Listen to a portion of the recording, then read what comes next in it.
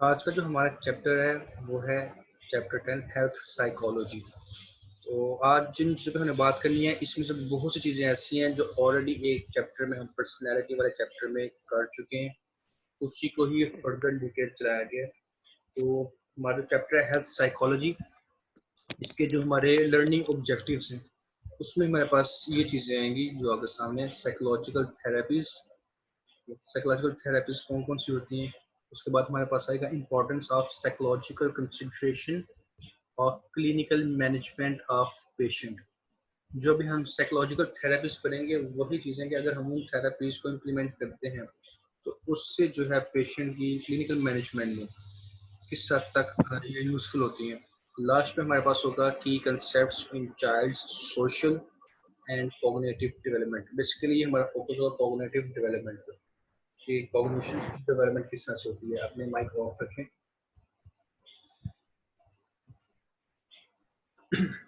हमारे पास जो psychological therapies हैं उनमें हमारे पास ये चार तरह की हैं। जैसे फर्स्ट वन हमारे पास कॉग्निटिव बिहेवियर थेरेपी, जहाँ पे हमने पर्सनालिटी का पढ़ा था, पर तो उसमें हमें कुछ चीज़ें पढ़ी थी जिसमें कॉग्निशन का हमने पढ़ा था। इसी तरह हमने एक पढ़ा था साइकोडायनामिक। अगर हम सेकंड वन देखें तो वो यही लिखा हुआ है psycho analytic and psychodynamic therapies. तो वो शायद आप लोगों को याद होगा, मैं साइकोडायनामिक का जो पढ़ा था जिसमें unconscious mind subconscious mind in चीज़ों की बात की थी। थर्ड हमारे पास है ह्यूमनिस्टिक थेरेपीज। हमने ह्यूमनिस्टिक अप्रोच भी पढ़ा था एक, ठीक है। ये उसी को ही हमने लेकर आगे कंटिन्यू करना है, वही थेरेपीज में कन्वर्ट हो चुकी चीज़ें। लास्ट हमारे पास है artistic therapies. Most most of the cases में ऐसा होता है कि आर्टिस्टिक थेरेपीज को लोग कंसिडर नहीं करते, लेकिन अब आप लोग माना शुरू करें नहीं इसका बहुत अच्छा इम्पैक्ट होता है। खैर इसकी मैं एग्जाम्पल भी दे दूंगा आपको बाद में। ओके, अब हम स्टार्ट करते हैं। हमारे पास फर्स्ट वन है कॉग्निटिव बिहेवियर थेरेपी। अब ये थेरेपी हमारे पास बेसिकली है किस चीज़ की। देखिए इसमें दो चीज़ों की बात की जा रही है, कॉग्निशंस। कॉग्निशंस आपको पता होगा, हमने पहले भी पढ़ते आ रहे हैं बार बार से इस चीज़ के बारे में। जो ब्रेन प्रोसेस है, जो आपके थॉट्स हैं, आप किस तरह सोचते हैं, क्या आपके दिमाग में चल रहा है, वो जब आपका ब्रेन प्रोसेस और आपके थॉट्स हैं वो बेसिकली आपकी कॉग्निशंस हैं। तो उनके अगेंस्ट जब आप रिएक्ट करते हैं, किसी चीज़ में रिस्पॉन्ड करते हैं, वो आपका बिहेवियर है कि आप किस तरह से उस चीज़ को बिहेवियर में अपने बिहेवियर्स में लेके आ रहे हैं। तो इसमें जो ये वाली थेरेपी है इसमें आपके कॉग्निशंस यानी आपके थॉट्स और आपके बिहेवियर्स इनको मॉडिफाई करने की कोशिश की जाती है ताकि इनको मॉडिफाई करके आपको नॉर्मल किया जाए, इन पेशेंट को नॉर्मल किया जाए। तो इसके बाद हम देखें अगर cognitive behavioral therapies are based on understanding the way people think, the way people think। एक मिनट मैं पहले आपको माइक ऑफ करूँ, ये मैं पहले कहा कि अपने माइक ऑफ कर दें।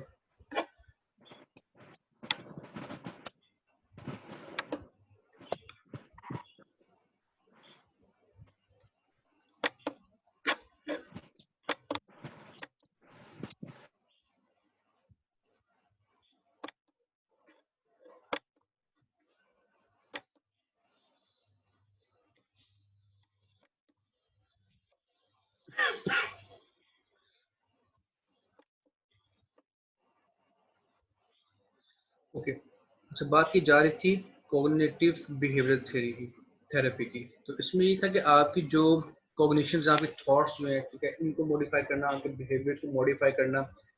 इसके हम अगर डेफिनेटली बात कर रहे थे तो इसमें cognitive behavioural therapies are based on understanding the way people think, कि जिस अंदाज में लोग सोचते हैं उस पैटर्न को मॉडिफाई करना। And the way they behave, और जिस अंदाज में वो रिएक्ट करते हैं किसी चीज़ को या रिस्पॉन्ड करते हैं तो उसको मॉडिफाई करना। The goal of this approach is to teach us the change is possible. क्या बात की जा रही है इसमें, the goal of this approach is to teach the change is possible. जो चेंज है वो पॉसिबल है। हम लोग रिजिड हो जाते हैं कि नहीं अब जो मेरी जिंदगी में चल रहा है इसमें कुछ भी चेंज नहीं आ सकता, मेरी जिंदगी बेहतर नहीं हो सकती। चेंज पॉसिबल है, ये सेंस डेवलप करने की सबसे पहले जरूरत होती है। But in order to achieve it, इसको अचीव करने के लिए we should first learn to improve our thoughts, attitudes and behaviours. हमें अपनी ये 3 चीज़ें चेंज करने की ज़रूरत होती है। और अगर आप देखें तो जैसे पर्सनैलिटी पे हम बात कर रहे थे, तो पर्सनैलिटी में भी ये बात की गई थी, पर्सनैलिटी 3 चीज़ों का मिक्सचर होती है। इन 3 चीज़ों की बेस पे इंसान की पर्सनैलिटी डेवलप होती है और उसी की बेस पे हमारी पर्सनैलिटीज़ एक दूसरे से डिफरेंशिएट होती हैं। क्या-क्या चीज़ें थी? कॉग्निशंस थी, जिसमें थॉट्स की बात आ गई है। अगर आप देखें इसी स्टेटमेंट जो हमने पढ़ी है, लास्ट में देखें थॉट्स, एटीट्यूड्स एंड बिहेवियर्स। जिसमें हमारी कॉग्निशंस थी, जिनको हम बोलते हैं थॉट्स भी। दूसरी हमारे पास है एटीट्यूड्स, जिसमें हमारी लाइकिंग डिसलाइकिंग थी। लास्ट में हमारे पास था बिहेवियर्स, तो उनके अगेंस्ट हम किस तरह से रिएक्ट करते हैं, किस तरह से रिस्पॉन्ड करते हैं। ठीक है, ये 3 चीज़ों पे आपकी पर्सनैलिटी बनती है और इस थेरेपी में भी आपकी ये 3 चीज़ों को ही मॉडिफाई करने पे ज़्यादा फोकस किया जाता है कि आपकी इन चीज़ों को मॉडिफाई करने की कोशिश की जाती है, लेकिन इन अ पॉजिटिव कॉन्टेक्स्ट। ठीक है, नेगेटिविटी से आपको पॉजिटिविटी तक लाया जाता है इसमें। In this type of therapy, the specialist seeks to identify the patient's problem. इसमें उनकी प्रॉब्लम्स आइडेंटिफाई की जाती है, acting as a guide to change their dysfunctional thought patterns. जो उनके डिसफंक्शनल थॉट्स पैटर्न है, वो इन जो चीज़ें नेगेटिव सोच रहे हैं या जिस तरह से वो उनका थॉट का प्रोसेस है। जैसे अक्सर मैं बात करता हूँ कि कोशिश क्या करें ऑप्टिमिस्ट रहने की। जितना आप पेसिमिस्ट रहेंगे, आपकी थॉट्स उतनी ज़्यादा नेगेटिव होती जाएंगी। नेगेटिव थॉट्स होने की वजह से आपका ब्रेन इफेक्ट होगा, आपकी ब्रेन इफेक्ट होने से आपकी ओवरऑल हेल्थ इफेक्ट होती है। ठीक है, तो वो ये चीज़ देते हैं ऐसी कौन सी थॉट्स हैं पेशेंट्स की कि जिनकी वजह से इसको प्रॉब्लम फेस करनी पड़ रही है। जैसे आजकल हमारे यहाँ पे स्ट्रेस तो चले चलती चलती है, लेकिन डिप्रेशन बहुत ज़्यादा है। वो ज़्यादातर डिप्रेशन जो है आजकल, वो टीन एजर्स या जो है अडल्ट, उनमें बहुत ज़्यादा है। आजकल तो जिसको देखो हर बंदा जो है डिप्रेशन में। और ज़्यादातर अगर कभी उनसे बात करो, बैठ के कभी उनसे डिस्कस करना शुरू करो, तो ऐसी ऐसी बातें कहेंगे जो बंदा कहता है यार ये चीज़ें तुम्हारी लाइफ में इंपॉर्टेंट है भी कि नहीं, जिनकी इंपॉर्टेंस कोई नहीं है, बस ऐसे ही उन चीज़ों को अपने ऊपर हावी कर लिया है, उनको सोच सोच के अपने आप को बेड़ा गर्क किया हुआ अपने आप का उन्होंने। और यूथ तो हमारे इस काम में बहुत ज़्यादा इन्वॉल्व हो चुकी हुई है। नेक्स्ट है हमारे पास, to achieve this they proceed to a functional analysis of the behavior in order to find out what the maladaptive behaviors are. इसमें क्या बात की जा रही है? To achieve this, they proceed a functional analysis. Analysis किसे किए जा रहे हैं? बिहेवियर्स के। जो आपके बिहेवियर्स हैं उनके एनालिसिस किए जाते हैं। किस लिए? ऐसी चीजें जो आपने अडेप्ट की हैं जिसको आपको करने की जरूरत ही नहीं है। ठीक है, जो आपके लिए आपने ऐसी चीजें अडेप्ट कर ली हैं, ऐसे थॉट्स हैं, ऐसी चीजों के बारे में आप ज़्यादा सोचना शुरू हो गए हैं जो आपके लिए इंपॉर्टेंट ही इतनी नहीं है। ठीक है, कि जिनके बारे में सोचना तो आपको वैसे बेकार है, लेकिन आप बस उन चीज़ों पे ज़्यादा हावी हो चुके हैं और दूसरी चीज़ें जो हैं वो आप जो है इंपॉर्टेंट जो चीज़ें हैं उनको आप इग्नोर कर रहे हैं। वंस आइडेंटिफाइड, जब ये प्रॉब्लम्स आइडेंटिफाई हो जाएं, the cognitive behavioral therapist uses diverse techniques to train the person in problem solving, skills training, cognitive restructuring, etc. ठीक है, जब आपकी प्रॉब्लम्स, आपसे मैं आपकी बात नहीं कर रहा, पेशेंट की बात कर रहा हूँ। ठीक है, जब पेशेंट की प्रॉब्लम्स आइडेंटिफाई हो जाएं कि हाँ इसको क्या प्रॉब्लम्स है, ऐसी कौन सी थॉट्स हैं जो उसको तंग कर रही हैं, या इसका कौन सा बिहेवियर्स हैं। ठीक है, जैसे एग्रेशन क्या है, लोगों से बदतमीजी को रहते हैं लोग। तो इन चीज़ों को किस तरह से फिर किया जाएगा, फिर उनको प्रॉब्लम सॉल्विंग से लाया जाता है। और इसमें बहुत सी एक्टिविटीज होती हैं जिसमें आपको करवाया जाता है। अगर आप देखें तो हमारे यहाँ पे तो अभी इतना ट्रेंड नहीं है, फॉरेन में इन चीज़ों को मूवीज में भी दिखाया जाता है कि जिसमें उनको ग्रुप्स में बिठा के उनके सेशंस हो रहे होते हैं, एक दूसरे से आइडियाज शेयर कर रहे होते हैं। तो अगर थॉट्स जो हैं वो एक दूसरे से अगर कहीं ना कहीं किसी को हेल्प हो जाती है किसी की थॉट चेंज करने में, तो वो आइडियाज शेयर होने में, ये ग्रुप्स में 10-12 लोगों का, 5-6 लोगों का ग्रुप बना के उनकी काउंसलिंग की जा रही होती है। ठीक है, तो वो यही होता है कि उनकी प्रॉब्लम सॉल्विंग की तरफ काम किया जा रहा है, उनकी स्किल्स ट्रेनिंग, जो चीज़ें रिक्वायर्ड हैं, जैसे उनको एक्सरसाइज सजेस्ट की जाती हैं, तो वो सब चीज़ होती है कि ताकि उनका जो है ब्रेन प्रोसेस वो थोड़ा डाइवर्ट हो दूसरी एक्टिविटीज में। तो ये था आपके कॉग्निशंस को चेंज करने के लिए, आपके बिहेवियर्स को मॉडिफाई करने के लिए, इस तरह की थेरेपीज जो है वो यूज की जाती हैं, और ये यूज तो होती है लेकिन ये बहुत ज्यादा यूज नहीं हो रही। नेक्स्ट हमारे पास है psycho analytic and psychodynamic therapy. ये आप लोगों को शायद वो एक पिक्चर याद होगी जिसमें था इड, ईगो, सुपर ईगो। ये तीन चीजें थी। सिगमंड फ्राइड की एक थ्योरी थी, और सिगमंड फ्राइड की जो थ्योरी थी इसमें बात थी कॉन्शियस माइंड की, सबकॉन्शियस माइंड की, अनकॉन्शियस माइंड। तो ये ज्यादातर फोकस था अनकॉन्शियस माइंड पे। तो बहुत सी चीजें ऐसी होती हैं जो हमारे अनकॉन्शियसली हमें जो है ड्राइव करते हैं, नहीं तुम ये काम करो। और इसमें हमारे पास जो तीन चीजें मैंने बात की है, इड, ईगो, सुपर ईगो, उसमें यही थी। जो इड थी वो प्लेयर चाहता था, प्लेयर प्रिंसिपल, कि जो मैं चाहता हूँ मुझे अभी मिले, मेरी तसल्ली भी होनी चाहिए। जो मेरी ख्वाहिश है वो ज्यादा था। ये जो थ्योरी थी ये नेगेटिविटी की डिपेंड करती थी। और ईगो जो था वो रियलिटी बेस्ड था। और जो हमारे पास सुपर ईगो था, सुपर ईगो हमें किस चीज पे कहता था? मॉरल्स पे, मोरालिटी पे। तो ये उसी चीज को लेकर चला गया, और इसका जो है इम्पैक्ट जो लोगों पर ज्यादा होता है साइकोलॉजिकली, वो दो चीजों में होता है। अगर हमारे पास हम फर्स्ट की बात करें साइको एनालिटिक की, तो साइको एनालिटिक में हमारे पास चीज आती है जिसमें हमारे साथ या ये जो पेशेंट है उसके साथ बचपन के कुछ इंसिडेंट्स ऐसे हैं जो उसके थ्रू लाइफ चलते आ रहे हैं।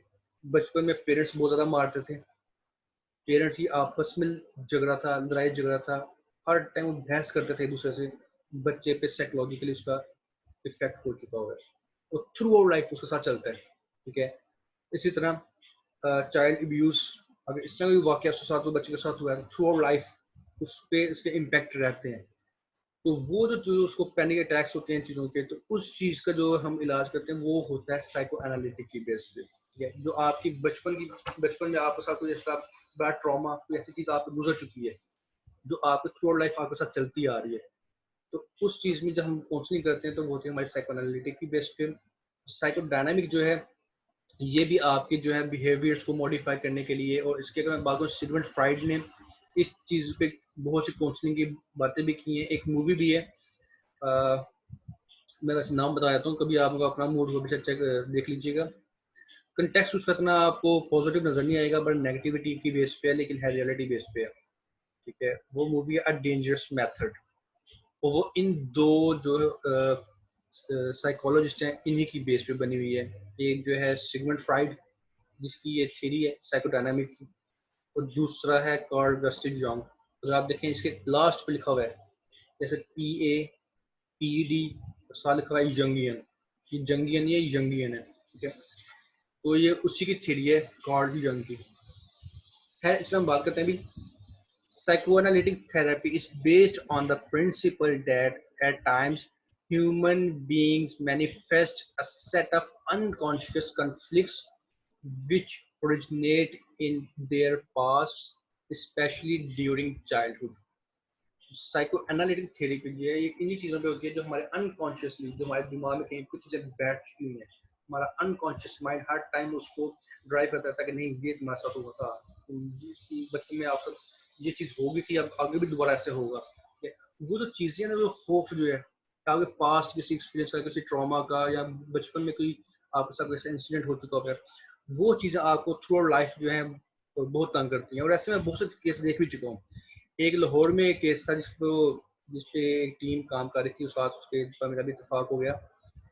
वो उस लड़के की एज 26 थी उस टाइम पे, 3-4 साल पहले की मैं बात कर रहा हूँ। 26 उसकी एज थी, और वो चाइल्ड अब्यूज का शिकार था बचपन में। ठीक है। अमीरी घराने से था। ठीक है। वो उसके पेरेंट्स को भी इतना फोकस नहीं था अपने बच्चे की तरफ। तो उनका जो घर में रखा हुआ था उन्होंने, एक सर्वेंट रखा हुआ था, वो ही चाइल्ड अब्यूज में इन्वॉल्व था। तो वो उसको अगर से हमेशा उसने इसी कहा कि तुम बोले तो मैं तुम्हें मारूंगा, मैं तुम्हें, क्योंकि पेरेंट्स का फोकस नहीं है बच्चे पे, उनको अपने काम से गर्जी, उनको बच्चों के साथ क्या हो रहा है क्या नहीं हो रहा है कंसर्न नहीं है इस चीज़ का। या बच्चों को घर में छोड़ के चले जाते हैं पीछे क्या हो रहा है क्या नहीं हो रहा है, उनको कोई कंसर्न नहीं है। वो चीज़ उसके साथ बचपन में हुआ मामला, तकरीबन 6-7 साल की उम्र तक या मैक्सिमम 8 साल की उम्र तक उसका सही मामला हुआ है। लेकिन 26 ईयर उसकी एज थी, और वो उसके अंदर तब भी वो होप रहता था। वो उसकी काउंसलिंग हो रही थी इस चीज़ की। वो किसी से अपनी बात शेयर नहीं कर पाता, खौफ से, बचपन का एक खौफ बैठा हुआ उसके अंदर। तो इस तरह के वाक़े बड़े होते हैं। नेक्स्ट हमारे पास है a big part of our conflict is the result of badly repressed instinctive impulses. ठीक है, जो हमारे साथ कोई बुरे वाक़े, कोई बुरे इंसिडेंट्स, कोई बुरी चीज़ें हमारे साथ ऐसी होती हैं, असल इम्पैक्ट हमारे ऊपर इन चीज़ों का होता है। ये चीज़ें हमें साइकोलॉजिकली बहुत ज़्यादा डिस्टर्ब कर रही होती हैं, और ये ज़्यादातर चीज़ें नेगेटिविटी की बेस पे ही होती हैं। The purpose of a psychoanalyst is to help all these unconscious conflicts ascend to the conscious world. कुछ साइको एनालिस्ट होते हैं जो जिन्होंने इनकी थेरेपी करनी है, साइकेट्रिस्ट हैं, साइकोलॉजिस्ट हैं, उनका भी ये काम होता है कि वो जो आपकी अनकॉन्शियस कन्फ्लिक्ट्स है, जो आपके दिमाग में कहीं पे कुछ पुरानी चीजें हैं, जो बचपन के कोई इंसिडेंट्स हैं या कोई पुराना ट्रॉमास हैं जो आपको डिस्टर्ब कर रहे हैं, उसको जो कॉन्शियस वर्ल्ड है, जो रियल में दुनिया चल रही है, उसको उसमें दिखाओगे यार, आगे देखो फर्दर दुनिया में क्या कुछ करने को है। ठीक है, वो चीजें से, उन चीजों से बाहर निकलो। In order to do this, they will use emotional catharsis or hypnosis. ठीक है, आपको मैंने हिप्नोटाइज की बात बताई थी एक पहले भी, जो हाइप्नोसिस पे भी बात करते रहते हैं। तो इन चीज़ों को भी किया जाता है ताकि वो इमोशनली जो है उन पर चार्ज करके उनको उन चीज़ों से डाइवर्ट किया जाए, जो उनके वो थॉट्स हैं उन चीज़ों से डाइवर्ट किया जाए। This way they are improving the chance of identifying and getting rid of those defense mechanisms that most of us use to avoid the original problem.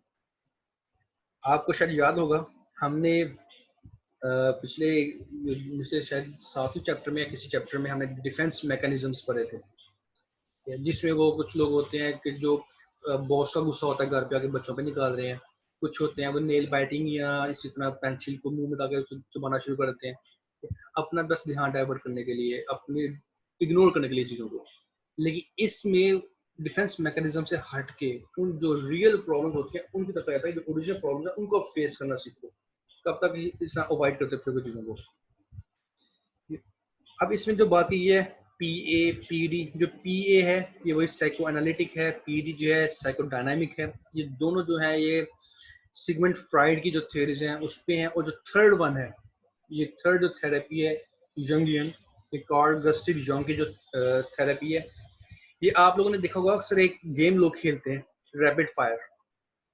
अब रैपिड फायर में क्या होता है, वो ए लफ्ज बोलते हैं, उसके अगेंस्ट दूसरा बंदा उसका जवाब देता है। ठीक है, जो उसके दिमाग में पहली बात आ गई उसे वो जवाब देना होता है। ठीक है, जैसे अगर मैं बात करूं यूनिवर्सिटी, तो आपके माइंड में जो भी चीज़ आएगी आप उसका रिस्पॉन्ड उसके हिसाब से देंगे। मैं दूसरा लफ्ज बोलूंगा, आप मुझे उसका अगेंस्ट कोई एक रिस्पॉन्स देंगे।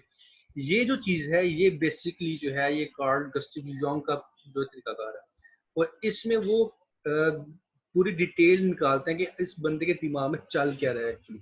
वो कोई एक वर्ड बोलेंगे, वो उससे रिस्पॉन्ड देगा, उस रिस्पॉन्स मेरे पास लिखी जाएगा साथ साथ कि इसके वर्ड के अगेंस्ट इसने क्या रिस्पॉन्स दिया। और जो मैंने आपको मूवी बताई है अ डेंजरस मेथड, उसमें भी इसने ये यूज किया हुआ है कार्ल गस्टिव यंग ने।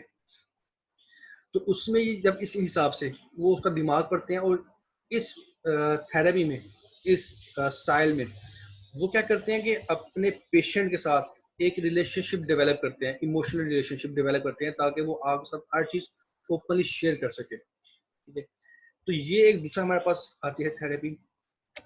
थर्ड बना है हमारे पास ह्यूमनिस्टिक थेरेपी, और ये बड़ी अच्छी थेरेपी है। और अगर हम बात करें, पहले जब पर्सनैलिटी की हम लोगों ने बात की थी चैप्टर में, उसमें भी हमने ये कहा था कि ह्यूमनिस्टिक थेरेपी जो है ये कार्ल रोजर की जो थी थेरेपी, या उसकी जो अप्रोच थी, उसने उसी को फॉलो किया था अब्राहम मैस्लो की। तो उसमें ये था कि ये पॉजिटिव वे में थी, जबकि साइकोडायनामिक नेगेटिविटी में थी, ये वाली पॉजिटिविटी में। इसमें आप देखें, this therapy is to bring optimism. बात वही है, ऑप्टिमिज्म यानी ऑप्टिमिस्ट होते हैं कुछ लोग जो हमेशा हर चीज को पॉजिटिव सोचते हैं, एक होते हैं पेसिमिस्ट जो हर चीज को नेगेटिविटी में सोचते हैं। तो ये थेरेपी जो है ये ऑप्टिमिज्म है। This therapy is to bring optimism to psychotherapy to favor our personal growth and get us closer to change in order to reach our maximum human potential. जो हमारा पोटेंशियल है, जो हम कर सकते हैं, जो इंसान के अंदर काबिलियत पाई जाती है, ये उसकी तरफ फोकस करते हैं कि तुम्हारे अंदर क्या काबिलियत पाई जा रही है, क्या कर सकते हैं। ठीक है, इन चीज़ों से निकल के जो अपनी स्ट्रेंथ्स हैं उस पर फोकस करो, क्या कर सकते हो in future. Instead of deepening our suffering or traumas, humanistic therapy is more concerned with providing alternatives to these states. ठीक है, आप जो ट्रॉमास में हैं, टेंशन में हैं, या जो चीज़ आप सफ़र कर रहे हैं, या डिप्रेस से आप, इन चीज़ों से हट के आपको अल्टरनेटिव, यानी आपको उसके मुतबादिल चीज़ें बताई जाती हैं कि आप इसके अगेंस्ट ऑपोजिट क्या कुछ कर सकते हो। It enables us to be active agents of change, change adapt करना। ठीक है, चेंज को किस तरह से आप अडेप्ट कर सकते हो, किस तरह आप इसका रोल प्ले कर सकते हो इसमें। It also seeks to offer us a more hopeful vision of our selves. ठीक है, वैसे भी कहते हैं ना कि उम्मीद पर दुनिया कायम, हम अक्सर बात सुनते हैं बचपन से, ये एक तरह से वही बात है। आपको आप अपना एक विजन मिलता है कि आप क्या कर सकते हो, आपको होपफुल, आपको उम्मीद मिलती है आप क्या कर सकते हो, ठीक है, अपने बारे में। Humanistic therapists believe in the goodness of human being, इंसानों की अच्छाई पे फोकस इसको, ठीक है, in well-being and health as natural tendencies। आपकी हेल्थ, आपकी वेल बीइंग, आपकी जो है गुडनेस है, आपकी अच्छी चीजें हैं, पॉजिटिव चीजें, इंसान की पॉजिटिव चीजें जो हैं उसके बारे में करते हुए कि आप उन चीजों को देखते हुए अपना देखेंगे आप क्या कर सकते हो। Thus, the ultimate purpose is therefore to help us put aside those deviations, वो चीज़ें जो आपको डिविएट करती हैं आपके अपने पर्पस से, आपके अपनी लाइफ गोल से, उन चीज़ों को साइड पर करवा के आपको फोकस हो जाता है आपके पोटेंशियल पे। That sometimes take us away from that magical point of balance to find the true meaning of our lives। अपनी जिंदगी का असल मकसद आपको इस पे फोकस करवाता है कि आप देखो आपकी जिंदगी का असल मकसद है क्या, क्या कर सकते हो आप।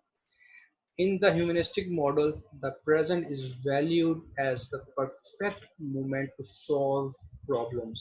पास्ट जो हो गया, जो गुजर गया, उसको छोड़ो, प्रेजेंट तुम्हारा क्या है, अभी क्या कर सकते हो, क्या करना चाहिए, इस पे फोकस है, गुजरे कल पे नहीं है। The past unlike the psychoanalysis, जो कि अभी हमने पीछे भी पढ़ी थी, psychoanalysis, psychoanalytics, psycho dynamics.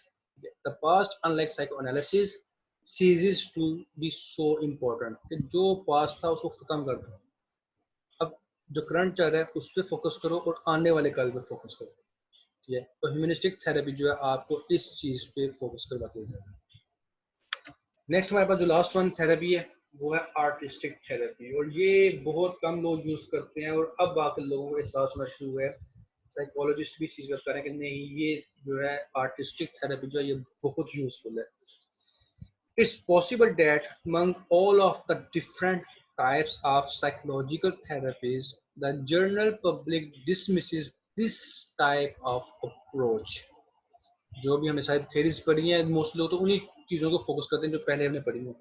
तो जैसे हमने बात की है, the general public dismisses this type of approach, कि इसको वो इग्नोर कर देते हैं, छोड़ देते हैं, which can be so cathartic, liberating and healing at the same time. ये ऐसी थेरेपी है कि जो आपको आपका इलाज भी कर रही होती है, आपको आज़ादी भी मिल रही होती है, और आपका जो टेंशन हैं, जो आपके प्रॉब्लम्स हैं, उसको साथ साथ भर भी रही होती है।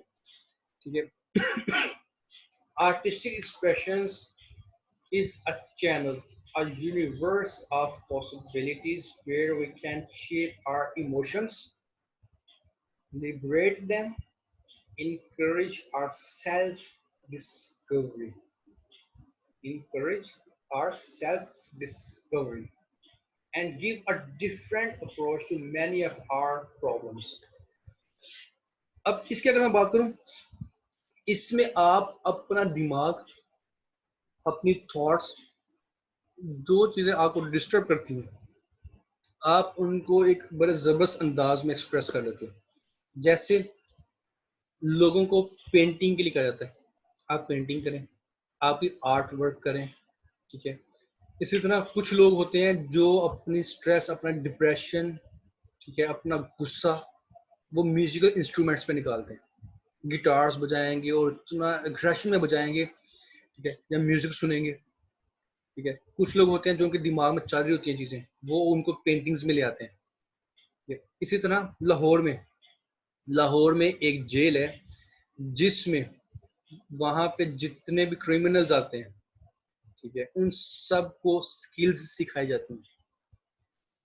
और वहां पे क्या किया जाता है कि उन्होंने बकायदा आर्ट गैलरीज बनाई हुई है, उनको आर्ट्स का काम सिखाया जाता है, उनको कोई ना कोई स्किल सिखाई जाती है। वहां पे जितने भी क्राइम के आते हैं, किसी भी क्राइम में आते हैं, कोई प्रिजनर्स आते हैं, कोई कैदी वहां पे आता है, तो उन कैदियों को स्किल्स सिखाई जाती हैं। और वहां से इतने इतने जबरदस्त आर्टिस्ट निकले हैं कि हम सोच भी नहीं सकते। और वो खुद कहते हैं कि हम सारी जिंदगी गुनाहों में गुजारते रहे हैं, क्राइम्स में गुजारते रहे हैं, जब हम यहाँ पे आए हैं फिर आके हमारे यहाँ पे इन्होंने बजाय हमें सजा देने के, इन्होंने हमसे ये काम करवाना शुरू किया, हमें स्किल सिखाना शुरू की।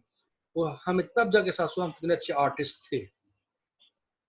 तो ये क्या होता है कि उनकी जो क्योंकि अब जेल में 2-4 साल 5 साल 10 साल गुजारने हैं, तो वो क्या करें, ठीक है, तो मजीद स्ट्रेस में आएंगे, डिप्रेशन में आएंगे, मजीद बीमार होंगे। तो उनसे वो इस तरह काम करता है, वो अपना दिमाग में जो चीजें आ रही हैं वो कलर्स में, ठीक है, आर्ट्स में, इन चीजों से वो एक्सप्रेस करें। और आपकी ही एक स्टूडेंट है सेक्शन बी की, गालबन अदीना, अदीना नाजिम आपके स्टूडेंट है, उसने एक पिक्चर शेयर की थी कुछ दिन पहले। और पिक्चर थी क्या कि एक मेंटल हॉस्पिटल में एक पेशेंट है, उसने वो ड्राइंग बनाई हुई थी।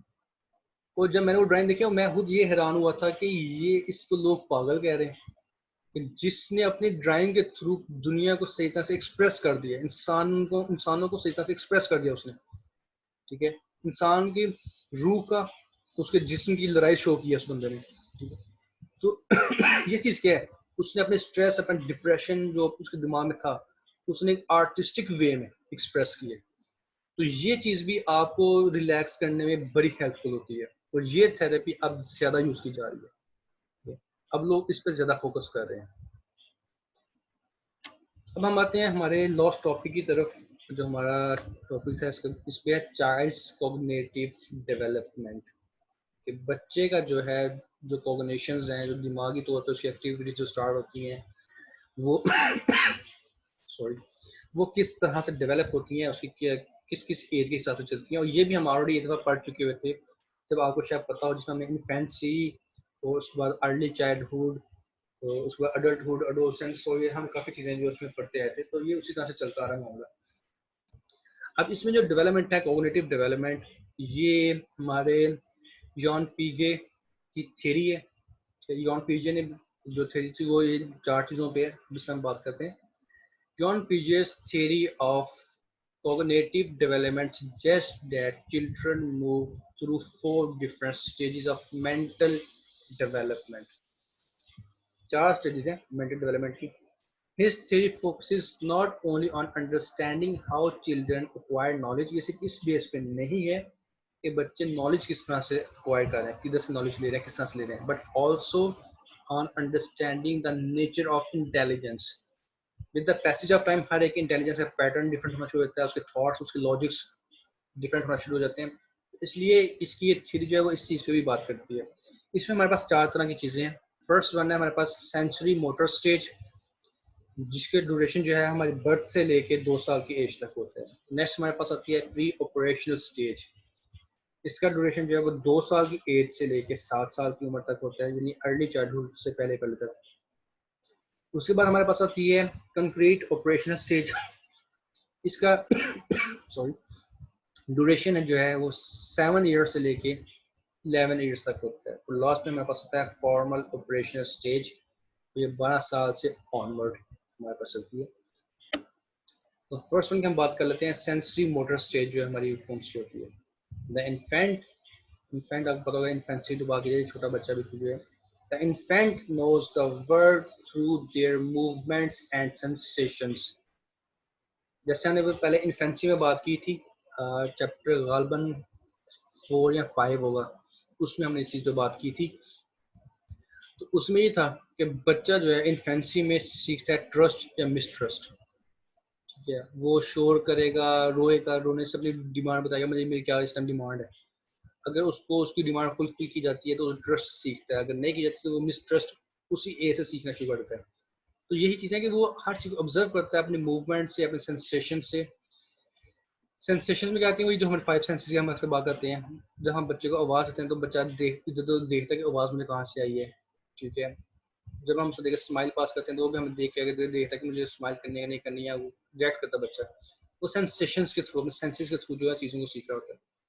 Children learn about the world through basic actions such as sucking, grasping, looking and listening. यही जो चीज़ें मैंने बात की हैं सेंसेशंस की, उन्हीं की बेस पे वो चीज़ों को सीख रहा होता है। Infants learn that things continue to exist even though they cannot be seen.